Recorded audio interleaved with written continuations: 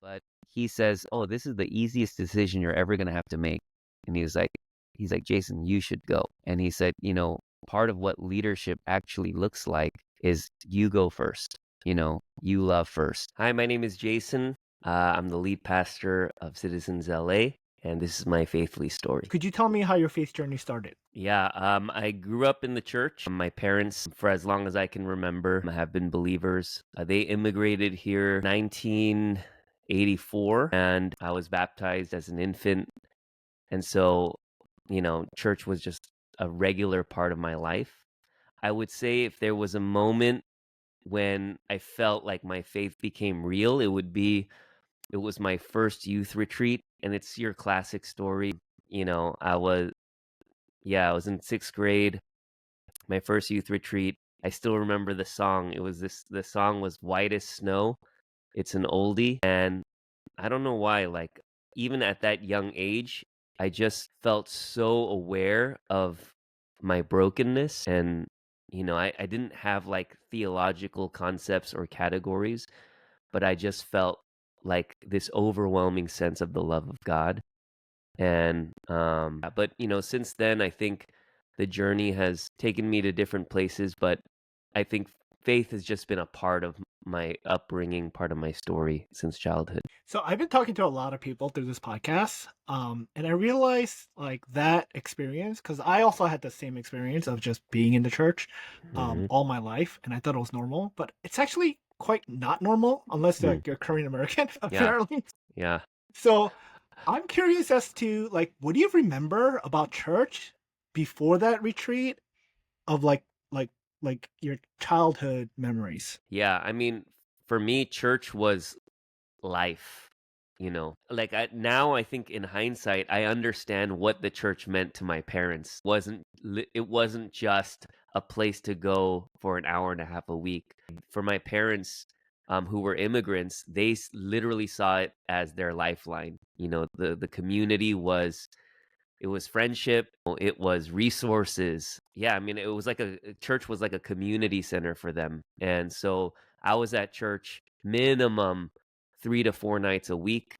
On Sunday, it was an all day ordeal. All my, like friends from church were my closest friends. And yeah, I mean, I have a lot of sweet memories from that time. I mean, looking back, I'm like shocked that our parents would just leave us in the children's ministry room sometimes for 8 hours at a time, and we would just figure it out. But yeah, I mean, like, so for me, like, having that rhythm though was really had a profound impact, I think, on me from a young age, and actually, I know for a lot of people that was traumatizing for them, and maybe they needed to kind of unlearn that. I would say for me, maybe by God's grace, like I have only fond memories of that, and I would say that developed a very positive association with church. Yeah, I feel the same way because like my family life at home was chaotic. So like church felt like a second home, but it really felt like a first home because all my friends were Yeah. there and we spent so much time there. And I feel like even as an adult, internally, emotionally, I'm always trying to go back to those golden Mm. years. But like you said, like for me, the struggle was always okay, but it feels like a community center and being church is this thing. So for you, like, how do you deal with the tension of what you feel like church is theologically and like what the Bible says, but also like understanding, but wait, the way I grew up was so fruitful, you know? Like, how do you Mm. meld those things together? Yeah, like I guess for me, I don't even really sense too much of a tension. And in some ways, there are aspects of that kind of iteration of my church experience that feels, in fact, more like it feels closer to, I think, how the Bible talks about church. When I think about the Acts 2 church, like, people breaking bread, sharing possessions, like that was my life. My parents, they knew very little about American culture, even like paperwork. Church was a time when they actually learned how to raise us, where to live, what schools to send us to, where to buy a home, getting help to buy a home, and then like the fondest memories for me are watching my parents like eat with, us eating with them, whether it was at like Wednesday night service, Friday night service, Sunday, there was always food. And that's something that I feel like is very lacking in maybe the second generation church or the churches that I've been a part of. It's like service ends and everyone just kind of goes their separate ways. But that really felt like people were doing life together. For me, like, obviously there are a lot of things that were very cultural and huge departures from maybe how the Bible defines church. But I guess there are a lot of things I think that we've lost that actually really showcase the beauty of what the church could be. Yeah, I totally agree. I think now at my age at 40, I'm like appreciating all the things that has happened. And I think that comes with like when you miss it, you're like, oh wait, actually those things were good things. So you had this youth retreat. How did your faith progress? Yeah, I guess for me, like that just really thrusts me deeper into the life of the church. That's when I started serving, as I started leading worship, and this is why, like, for me, when people say, you know, they love they love Jesus, but they can't do the church, like, it's sad for me to hear that, and I understand that sometimes there are reasons for why they feel that way. For me, like, I could not have progressed in my faith without the church. The two were, like, absolutely intertwined, and so it was just a deeper engagement, with the body. I got really close to my youth pastor who taught me everything I know about guitar. And as you know, like how much that had an impact on my life. That's where I learned how to be a worship leader. And then, like, in Korean American youth groups, you start in sixth grade, you're at the bottom. But as you progress up into high school, then you start leading different things. You start leading small groups. And then like the crown jewel is you get to be a part of the retreat planning committee by the time you're a senior in high school. And so, like, for me, like, I think, yeah, like after that moment, I think my whole life already pretty much revolved around church, but I think there was just a deeper joy, deeper engagement with the community of God. And so, yeah, I would say, yeah, just more involvement with the church. So for me, every time I had those experiences, they were great and it did like add something to me. But, you know, like you come back home and you're nice for 2 weeks and then you kind of revert. So for you, Yeah. well, that was for me. How did your relationship to like your family change? Or did it? Yeah, to be honest, like for me, like I mean, same way in the sense of, retreat every year. That retreat was like a adrenaline shot to the system, huge highs. I would say my family life at home was pretty stable in the sense that, like, I wasn't really coming back to a chaotic home, and thankfully, like, both my parents were pretty consistent, devout believers. And so, yeah, if anything, like maybe I missed the emotional high, but it wasn't like a complete reverting, of like, or kind of like entering back into the chaos. So thankfully, there were systems and structures in place that allowed me to continue to cultivate my faith even at home. So after your youth years, where'd you go to college? The University of Pennsylvania, go Quakers. What was your major? I went as a communications major. I ended up double majoring in communications and history, but yeah, I started as a communication major. So how did like your faith look in college? Yeah, college was interesting because now is the first time I think I took full ownership of my faith, got involved with a campus ministry. Um, that was connected to a church out in Philadelphia. And again, thankfully, like all throughout my life, like I can point to very specific people who've had a huge impact on my like understanding of Jesus and who modeled like Jesus for me so well. And so, thankfully, like I had so many older brothers and sisters who mentored me in college, nurtured me into a deeper understanding of the faith. And so, yeah, like so much of my college career, again, I think it was in many ways like a continuation of my childhood, but now like I was doing it fully out of my own volition, you know? And so, yeah, started serving pretty quickly in college. Um, you know, I think music and worship, it was very clear from early on that that was going to be like a thread that was going to move through my life. And so, yeah, started serving in that capacity, met a lot of amazing people. I would say college was when like I got grounded in a very specific theology, like Reformed theology. Before that, you know, I had the, you know, Korean churches, it doesn't matter if you're Presbyterian, charismatic, they all look very similar. But I think in college was when I really was turned on to like Reformed theology, when I like really got connected to the grace of God, preaching Christ and the gospel like in its most like undiluted form. You know, that's when I got really into Tim Keller, John Piper. Those guys really, I think, started to shape my faith. This was renewal, Yeah. Pastor Dwight. You know, he's one of the big reasons why I went to Westman. He Mm, visited Binghamton, and I had a talk with him, and he's like, why would you go anywhere else?" I was like, "Right." yeah. Yeah. Or to something to that effect. I don't want to put words in his mouth. Um, wait, so like I feel like you're like super blessed because you had so many people like pouring into you. Were you looking Yeah. for these relationships, or they kind of like was there and you just kind of immersed in it? Yeah. I mean, this is going to sound like so. I don't think I was necessarily looking for them. And this is why my whole life, you know, is I just, especially now as I'm, you know, in my 40s too, so I look back and see the hand of God.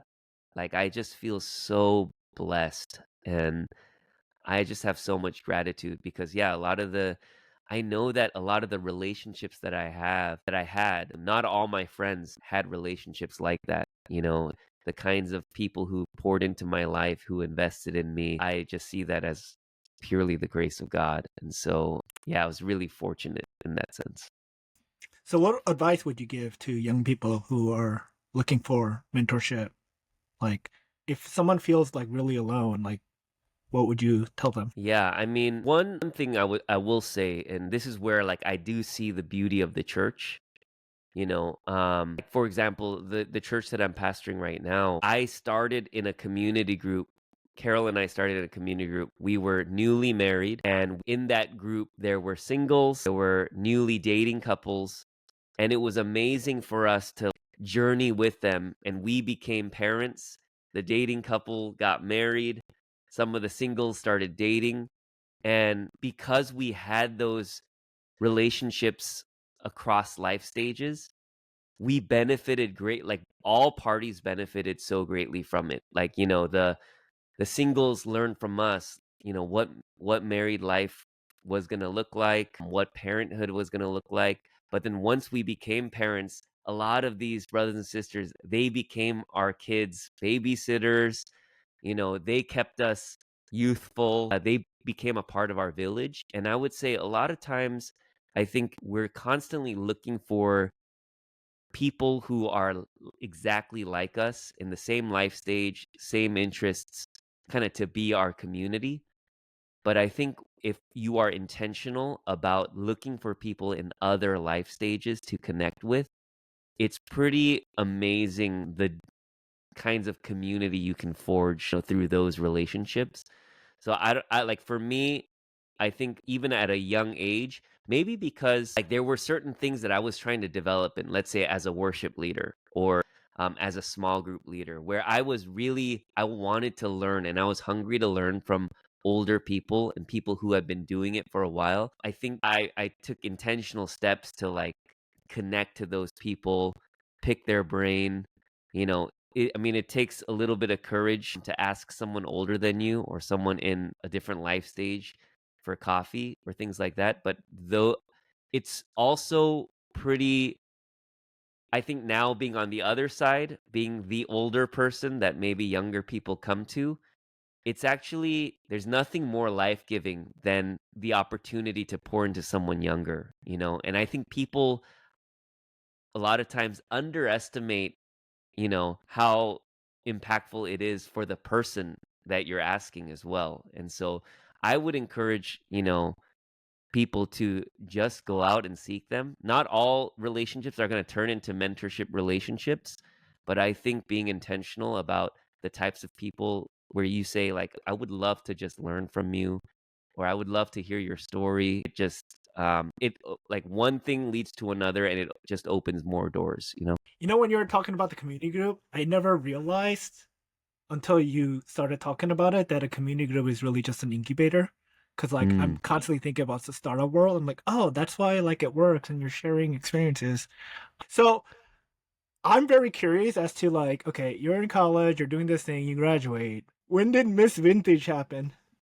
Yeah, so I graduated. So essentially, to back up a little bit, when I went into college and declared as a communications major, it was because I wanted to be an anchor man. Yeah, I know. Wait, expand on that. Yeah. Like public speaking was always a big part of my life. Did a whole bunch of speech competitions, Model UN. And so when I went to college, that was one of the reasons I chose Penn was because of their renowned communications program. And interestingly enough, the summer after my junior year, I landed my dream internship at ABC 7 News. It was like the road was starting. I could see like this is the first kind of stepping stone to this career. And it was a great internship. I learned so much. But that exact summer, so half the summer I interned at ABC 7, and the other half of the summer I went on a mission trip to Russia, where we were there teaching youth and serving like an underserved community on the border of Russia and North Korea. And I got back and I had an existential crisis because you had like in that summer, it was basically my dream job juxtaposed with this experience that was 1,000 times more fulfilling than my dream job. And I was like, "Oh my goodness, do I really wanna do this for the rest of my life? Because 'Cause I've never felt more alive than I did when I was in Russia."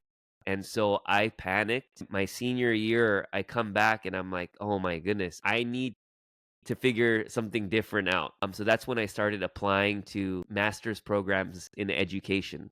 And it wasn't necessarily because I knew I wanted to be a teacher, but they knew that whatever I did next, I wanted it to involve like young people investing, pouring into the next generation. So I was like, okay, I need to apply to ed schools. And so I started taking a few education classes just so that I would have the prereqs. And then I applied to grad programs. And then literally the next year, I did a 1 year master's in education program at Harvard. So I went to Boston and lived there for a year, loved my time there. But then the thing is when I went there, because I didn't know what the end goal was after that master's. Was I going to go into teaching? Was I going to higher ed? Did I want to pursue a doctorate? I'm not sure. And so I was, I mean, this is classic. If anyone who knows me knows, this is just classic Jason. Never can figure out what he wants to do, always asking for clarity and wisdom. So, near the end of as I got closer to graduation, I was like, "Wow, what am I going to do?" The only things I knew at the time that I loved were probably music, people, and God, and so I said, I'm gonna do music, and to the horror of my parents, who were like, we sent you to 2 Ivy Leagues and you're gonna tell us you want to be a full-time musician. It was like an Asian parent's worst nightmare. So there were a few guys that I had played music with back in Philly. So I moved back down to Philadelphia to start this band, Miss Vintage. And I was working full time at Penn, like in their urban education program. So I was still kind of scratching that itch. But ultimately, I was there because I was pursuing music. A few years into that, we decided to take the plunge and go all in with music. And so we went full time with music for a couple years. And we did kind of like the way that season started was we did this tour with Liberty in North Korea, where we played maybe like, I think it was like 30 shows in 34 days across the country. So, that kind of launched us into full-time music. And then after a couple years, a man's got to eat. So, I think I started tutoring people to get by. I had amassed so many students in the greater Philadelphia area. A lot of these parents were started saying, "Hey, if you ever started an education center, we would just send our kids there rather than having you drive to all these different places." And so that was kind of like right around 25. So I always joke with people that every 5 years I have a massive existential crisis. 25, I was like, you know what? Yeah, like I don't think music is paying the bills. It's always going to be a part of my life.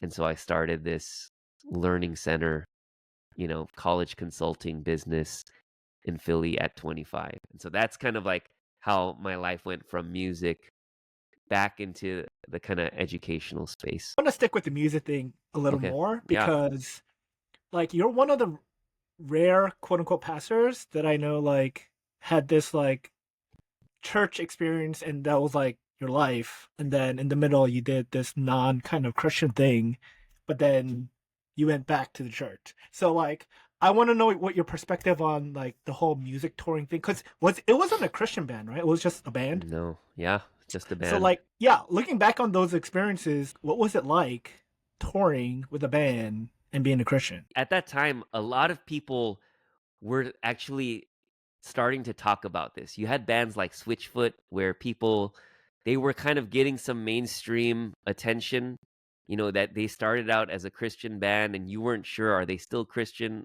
Are they writing Christian music, or is this, are they writing for the mainstream? And so there was a lot of talk and blog posts being written about like what does it really mean to be a Christian and to be a musician not making explicitly Christian music, and like I think maybe we were a little bit too early in the sense that, I think now I would have if I were to have become pursued music now, I think I would have a much better handle on, the type of musician I would want to be. But we were at that time, I was really trying to figure it out, anytime I wasn't doing something explicitly Christian, I felt like shame even because I grew up in a church context where culture and the church were two separate things. I was at a youth retreat when they made us bring all of our secular CDs and we had to burn them in the fire. To this day, I really am upset about that because I lost some of my favorite CDs. And I think, yeah, like I think I had such a shallow theology around what it means to be a Christian in culture at that time.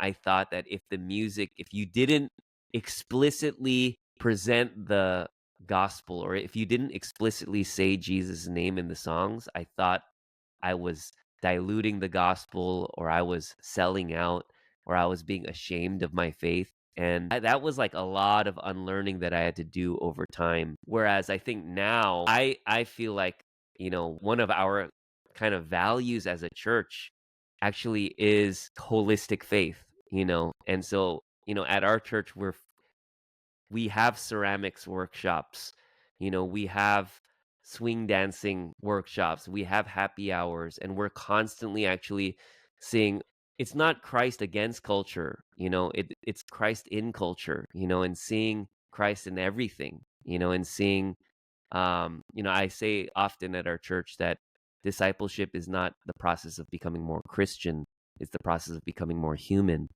And the idea is that, yeah, like, Jesus wasn't the most fully Christian person to ever walk the earth. He was the most fully human person to ever walk the earth. And now I love when musicians talk about the whole spectrum of life.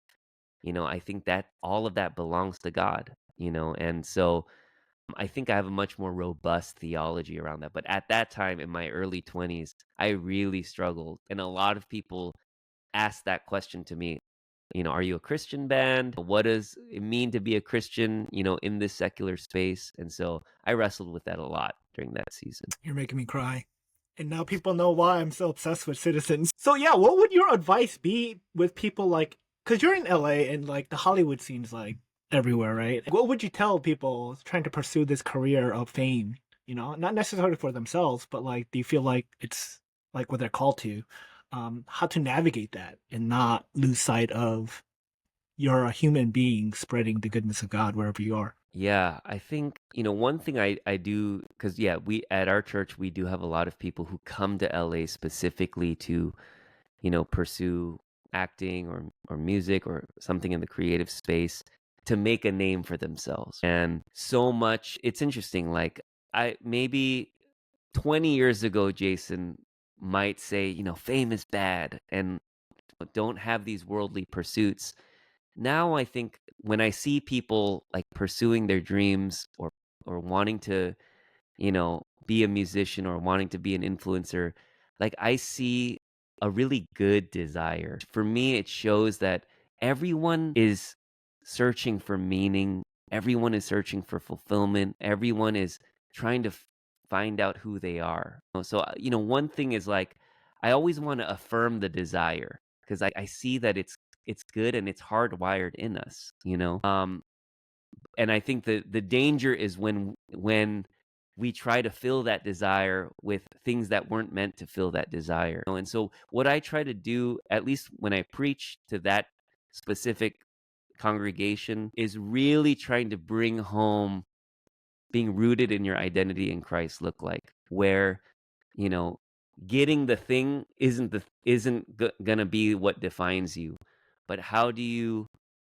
um ground your identity in such a way that everything else is just a way for you um, not to find an identity, but a way for you to live out that identity. So I'll give you a really practical example of how that plays out, and I'll use one of my friends as an example of this. I think that if you're an actor and you believe that making it in acting or becoming a famous actor is going to satisfy your deepest desires, then when you go for an audition, it basically turns everyone in the room into like either someone that's gonna potentially stand in the way of you solidifying that identity, stand in the way of your worthiness or significance, or you'll see them as a tool that you can use to get ahead in the industry, you know?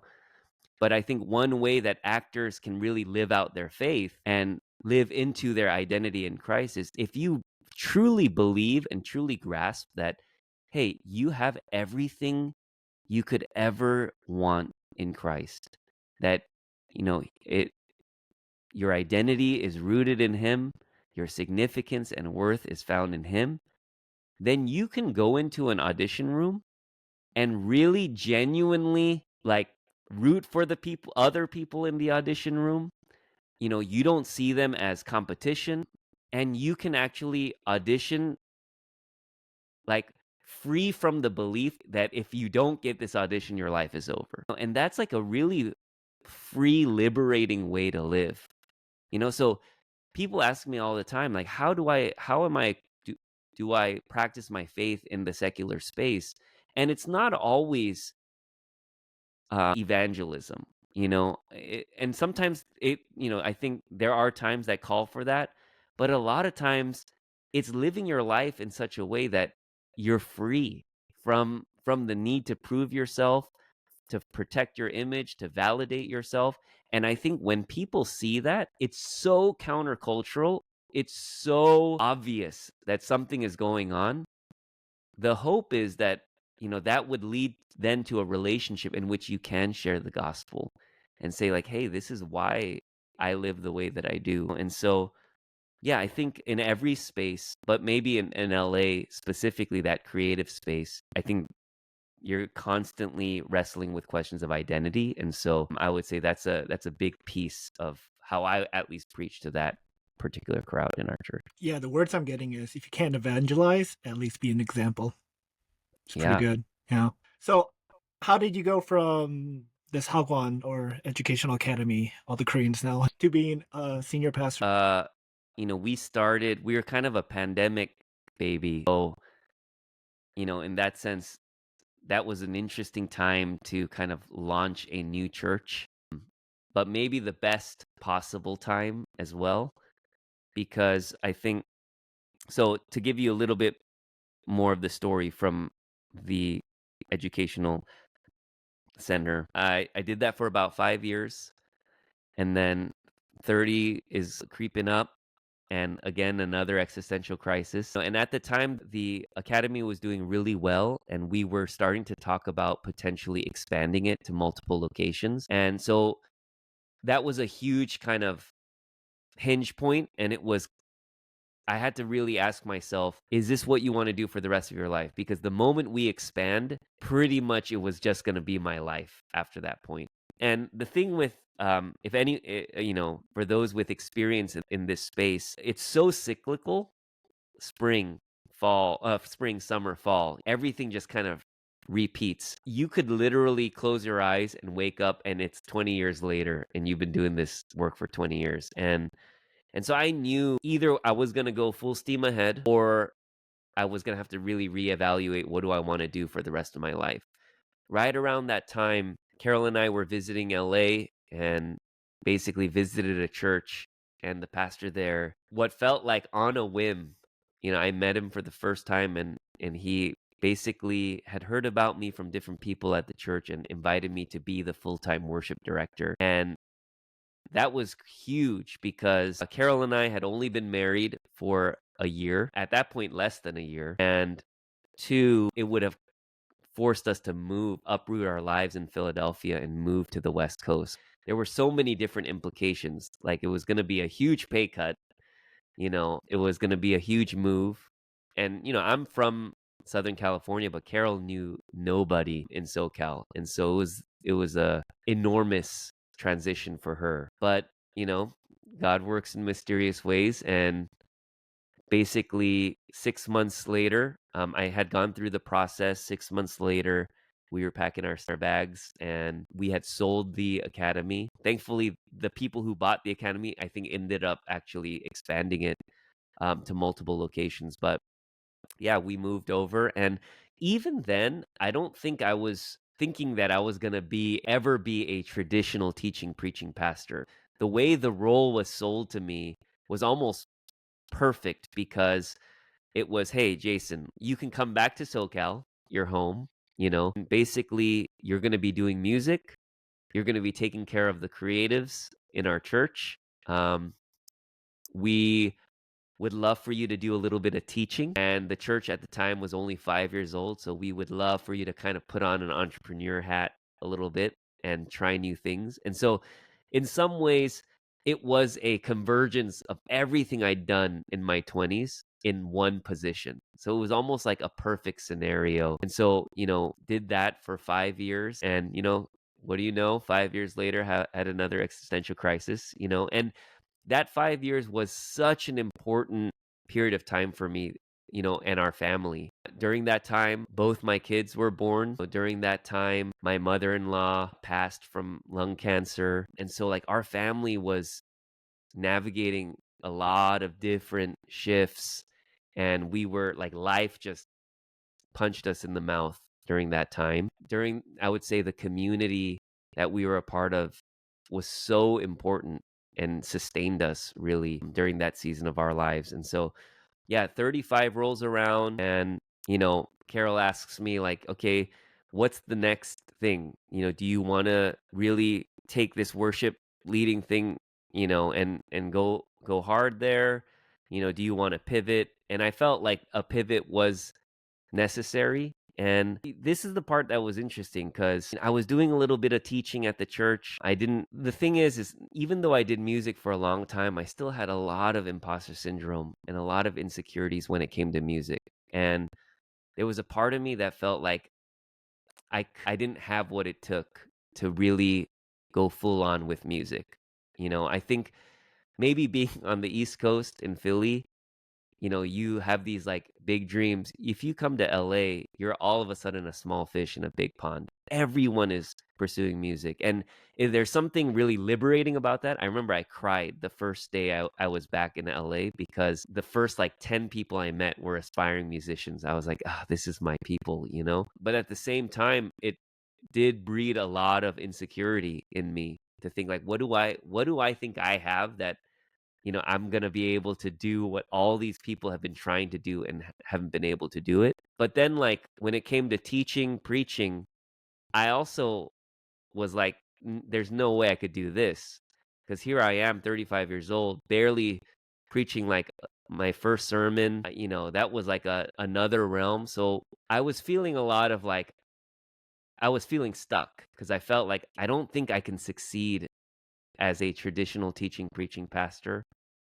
And I don't think I could succeed as a musician. Like, what do I do?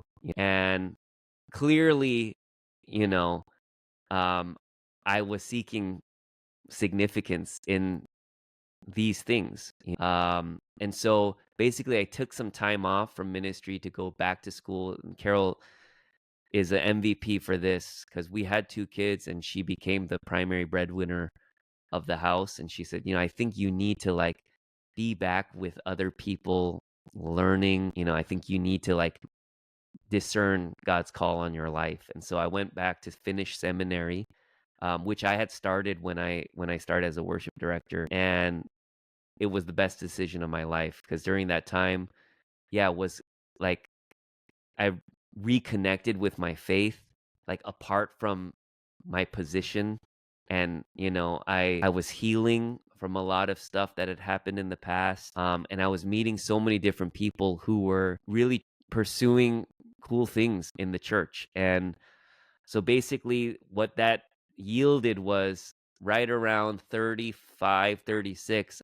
Carol and I decided we wanted a church plant, and so I had a mentor in seminary who was helping me kind of like vision cast for this church plant. We had a very out of the box vision for what that church plant looked like. You're one of actually the first people I talked to about that idea. And it was really like a manifestation of a lot of the things I had wrestled with personally, over the course of my life. And it was seeing how the marketplace and the church could kind of come together, sacred and secular, and it was this third space and a reimagining of the church.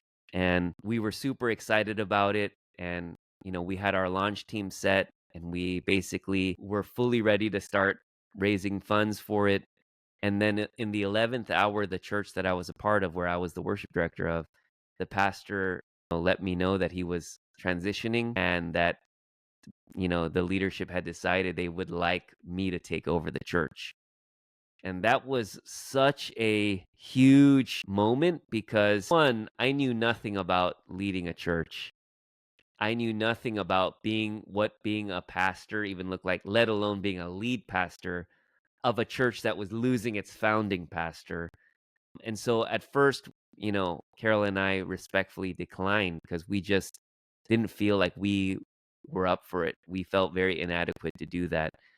But after a lot of prayer, a lot of meetings with different mentors of ours, the quote that kept coming back to us was this quote in Life Together by Dietrich Bonhoeffer. And he says, people who love community destroy it, but people who love people create community everywhere they go. And for us, we realized that we had fallen so in love with this ideal of community, like this vision of this church that didn't even exist yet.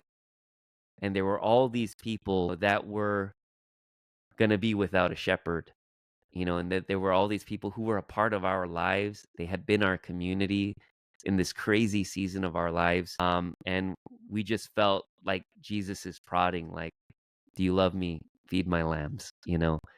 And so after a lot of prayer and discernment, we decided to step into that role. We made 3 requests, and it was, one, can we basically replant this church with like a new leadership? So we brought in our launch team. So it's basically starting over. Can we change the name of the church to kind of mark this new season? And then can we move the location of the church to be more in line with kind of our vision to be more rooted in the city? And thankfully, the leadership at the time was all for it. And so in November, we launched, November of 2019, we launched as Citizens at this high school in the middle of downtown LA 4 months before the whole world shut down, and why I say, going back to why I say that that was such a gift to us in a way, was that I think when we first stepped into the role, I was struggling with a lot of, yeah, again, a lot of imposter syndrome in terms of my mindset was, how do I just sustain this church and keep this church from completely imploding under my leadership? So I wasn't, you know, making bold moves. I wasn't like doing the things that were on my heart because I was just so scared everyone was going to leave.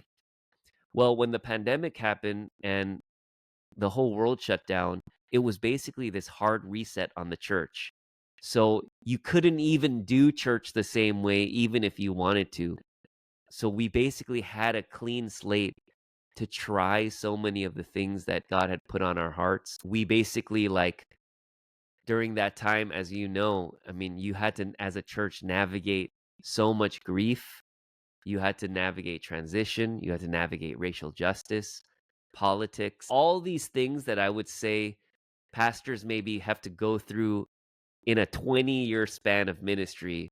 Like, pastors had to navigate in 1 year. And for us to kind of launch our church in that season was a gift, because in some ways, when we came back after the pandemic, like, it felt like, wow, okay, this is a new church. And it really solidified our identity of around what kind of church do we want to be? How are we going to navigate these issues that are going to continue to be issues moving forward? And so, and it was a time where I was allowed to experiment with my preaching, discover my own personal voice, because again, I mean, you couldn't even preach the same way because you had to preach to a camera.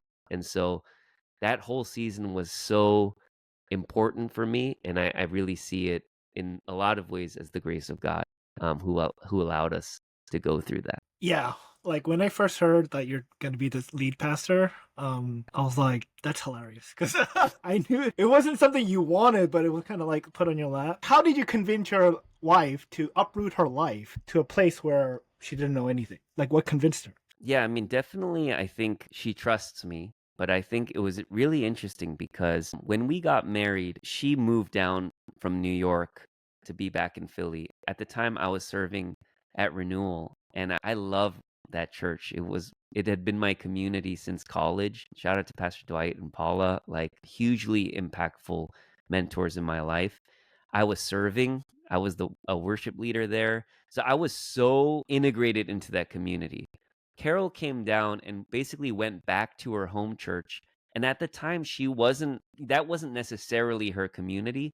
But in the few months before marriage, that community really embraced Carol. Like, the women of that church really embraced her, loved on her. And so a decision that I thought was going to be a no-brainer for both of us to now come to my church actually became a hotly contested topic before marriage, where we were trying to figure out where we were going to go together. And both of us wanted to stay at the communities that we were a part of. I remember talking to one of my mentors, and I kind of shared with him the entire situation. And, it was interesting because I completely assumed that he would say, of course, Carol should go to your church. You're super integrated there. I thought he was going to bring up Ephesians 5 and talk about wives submitting to their husbands and all this stuff.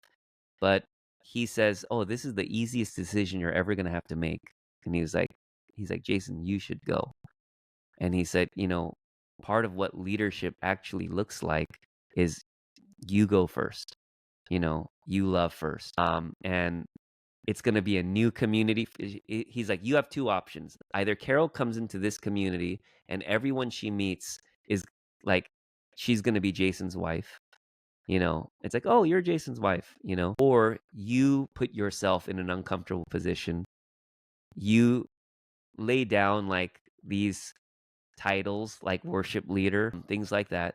And you go to a church as a no-namer and you be Carol's husband, you know? And so that's what I did. And that's how we started our marriage. And the irony of this all is that the sacrifice Carol made was exponentially greater than that sacrifice, because it was crazy because I went there and at that church, the people at that church became some of my closest friends who I still love and who love me to this day. So it was an amazing decision even on that front. But one of the things Carol did say when she said, "Let's go to LA," you doing that, what you thought was such a small act, like for me, it made me trust you to say, Jason is not the type of husband that is just going to make me follow him everywhere, but he's willing to go first. And so, I mean, I always tell people I got the much sweeter end of the bargain there because now here she is, never asked to be a lead pastor's wife, but here she is now doing that. And so, but I think, yeah, those moments, my encouragement maybe for husbands listening, would be, I think that's what, for me, like, that's what leadership looks like. That's what loving your wife as Christ loved the church looks like. And obviously, I don't do that perfectly, but I would say when I look back, I think that advice was so important for me to hear early on, and it set the tone for our whole marriage. It's funny because like it's the major moments in our lives that make the biggest impact. And so I'm realizing more and more I need to stay consistent because I don't know when those major moments are until it happens Mm-hmm. and you look Yes. back. And when I heard that story, I was like, okay, I need to be more like Jason. Like, man.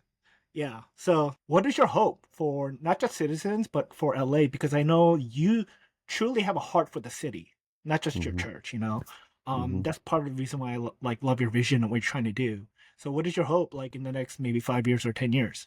Yeah, I mean, you're right. Like, I never saw myself leading a big church, and nor do I think I'm really good at it, to be honest. I think that's been a huge learning curve for me as the church has grown, learning how to be more of like an organizational leader. That's just so out of my wheelhouse. I think my sweet spot is being more of a relational leader.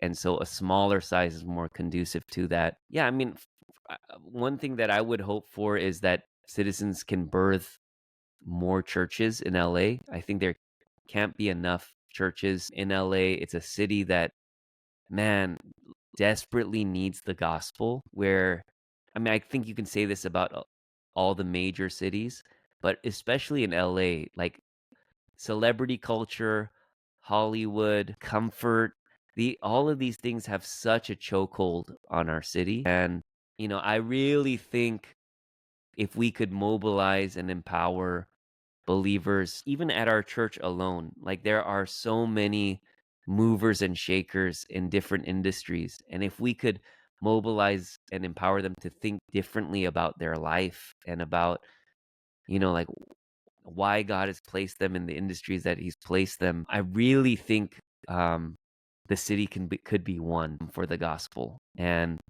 yeah, and so I think for me, I would love to see more churches, but more than that, I would love to see like just more believers like really take ownership of their faith and be scattered in the different industries. So like it's never been about like building this like, I don't want to build a Babel, build something beautiful for ourselves. I would love to release people into the city and see them change their respective industries. Okay, last couple of questions. What are you hoping for at Faithly? Well, I mean, when you first told me about Faithly, I think the thing that was most attractive to me was just the opportunity to connect with other pastors and leaders who are doing amazing things that we might never hear about if we weren't intentionally connected with them.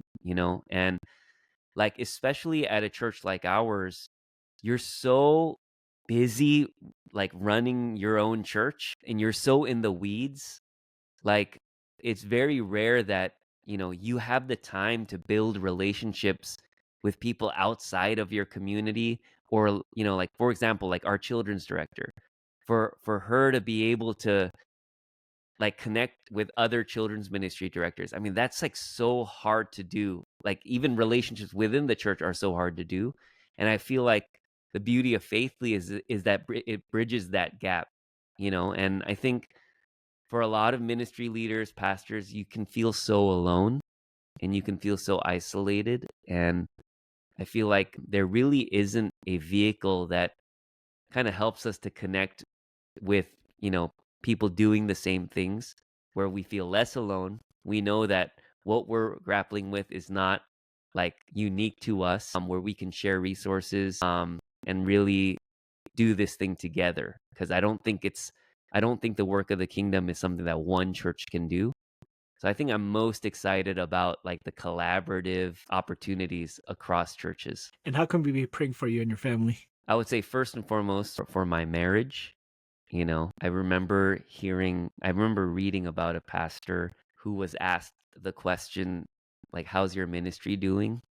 And his answer was, ask my wife. And yeah, I think like as the church has grown and as ministry responsibilities continue to kind of increase, I want to make sure that my marriage is a priority, my family is a priority. And I know that's kind of where the enemy will strike, ministry leaders, their marriages, their families. And so right now, thankfully, I feel like Carol and I are finding a really good rhythm, and our kids are in a nice sweet spot. They're 9 and 6. So they're like just kind of self-sufficient enough, but they haven't fully entered the pubescent stage. But yeah, I mean, I would say the biggest thing would be, for God to protect my marriage, my family. And I think that will be the most impactful thing for even my own ministry. Thanks, Jason. This was a long time coming. This was fun. All right, that's it for the podcast, guys. Bye.